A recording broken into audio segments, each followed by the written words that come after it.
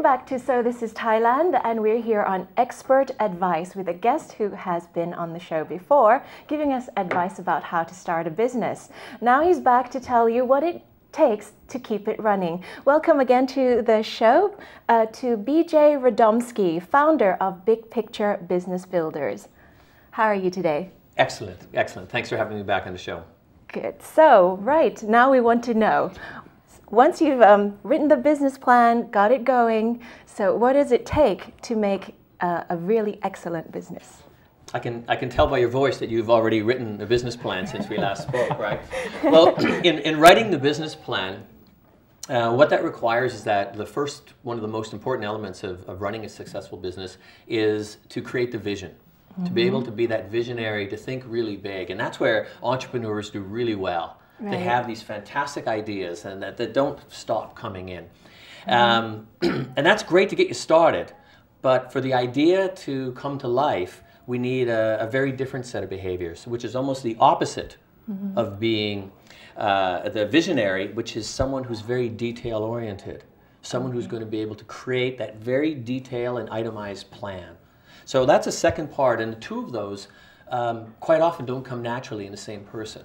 Right. So if you're the big picture thinker, we have to make sure that you don't miss the boat on getting that small detail filled in as well. So those are two. There's a few more elements that are important as well. Well, looking in industry right now, can you think of any business leaders that come to mind that really are good examples of, here's a big thinker, but here's another person who's really the detail-oriented person? A distinction between the two? Some that are... Well, I was just thinking, because a lot of people are like, well, if you look at Steve Jobs, is Steve Jobs someone who's a big thinker, or he the detailed, or is he a combination of both? How does he, Well, that was an excellent example, because Steve Jobs, we see as visionary, was fantastic.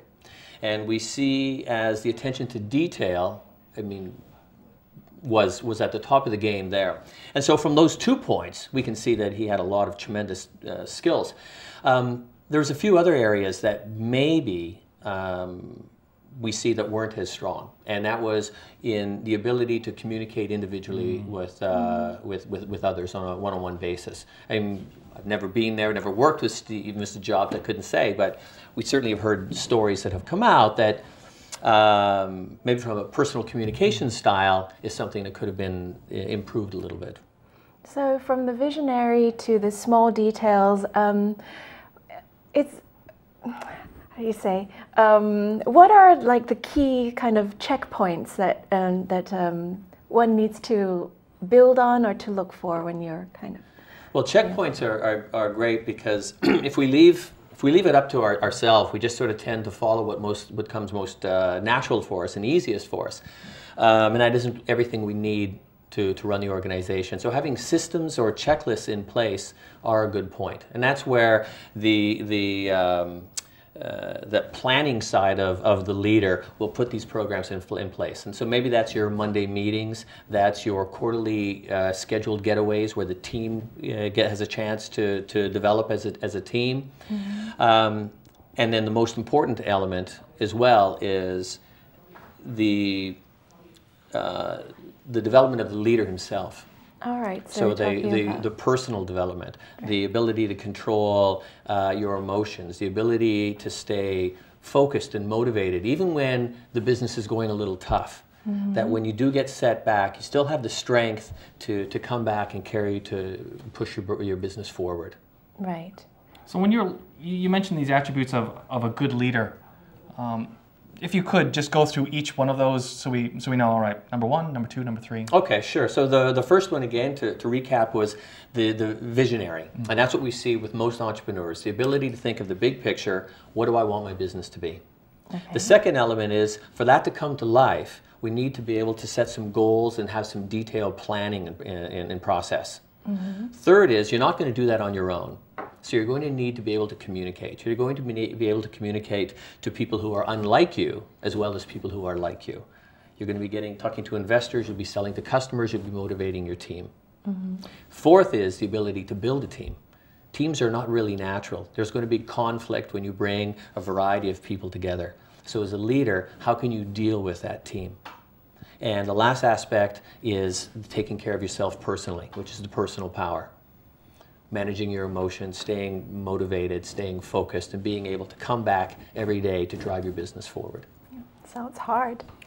It's enjoyable. All you need is just a little bit of coaching and maybe some tools, and that business plan that you're working on will come to life soon enough. Now, these attributes, do they only work with small to medium enterprise, or is this something that even a CEO of a multinational company can really benefit from?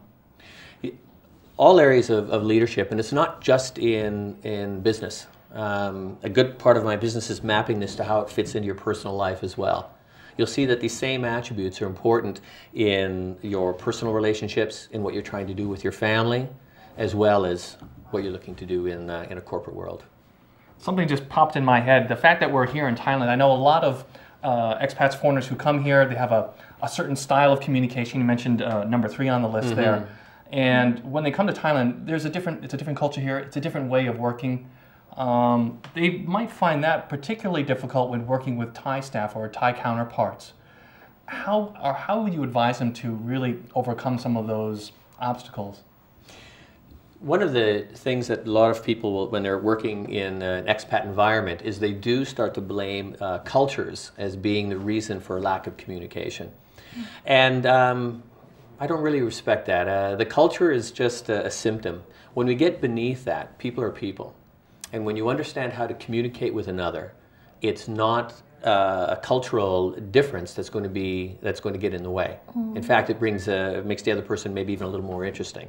But the real key is learning how to understand how to communicate to people on a more basic level. So having been in Thailand for a while, would you say that you would need to communicate to Thai staff a different way than communicating with foreign staff maybe, or is there no difference? Well, maybe in the speed of how fast I talk, but and some of the vocabulary. But actually, other than that, no, there isn't. Oh, you don't find the local staff to be more kind of sensitive, or people, or just people? There are sensitive people in Canada, and there are sensitive people here as well. That's a great answer. Thank you very much for joining us today, and we hope to have you back very soon to give us more useful expert advice. Thank you kindly.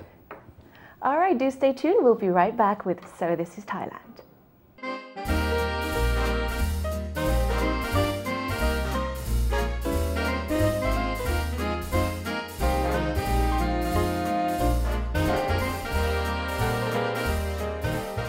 Now we will find food at Wang Lang Market. This market has a lot of food to offer. Let's try some.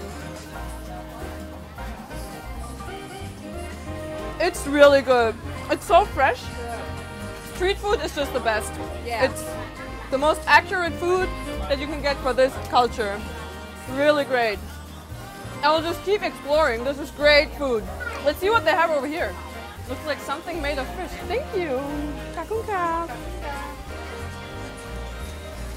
Really great. This is fish, right? Fish? Oh yeah. It's really fresh. Awesome. What do they have over here? So much different food. Yeah. I'm gonna try one of these guys. Oh wow. This is also good. Really good. Try? Sure. This is good. Very crunchy and such. I can't even tell which ingredients they are, but they are delicious. Such tasty food. This is And really it's all good. homemade. It's all fresh. Great. Wang Lang Market is located next to Sirirat Hospital. It stretches up Phan Nok for at least 300 meters. The easiest and quickest way is via the BTS SkyTrain. Get off at Sapan Taksin Station. Take the express riverboat to Wang Lang Pier. Now we're at the market. Here you can find a variety of clothes and accessories such as vintage dresses, leather bags, hats, shoes, and fashionable glasses and so on. The popular things here are the second-hand goods, like second-hand brand name bags and shoes in a very low price. Actually, not only clothes. At Wang Lang Market, you can also get a great variety of old and new books and many different styles of food, such as food from southern Thailand, which you can normally not get in Bangkok, but you can get it here. It is open from 10 a.m. to 4 p.m. every day, But the best period to come would be on Monday and Wednesday, because that's when the new second-hand stuff arrives.